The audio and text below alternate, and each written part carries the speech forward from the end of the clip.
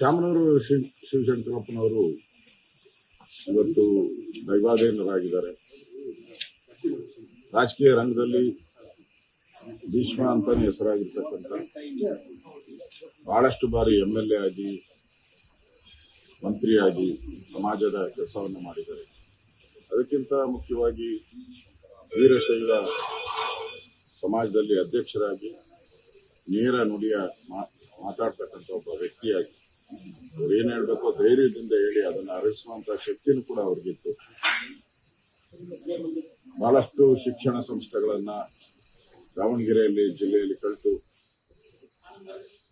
ದಾವಣಗೆರೆಗೆ ಒಂದು ಹೆಸರನ್ನ ತಂದಂತವರು.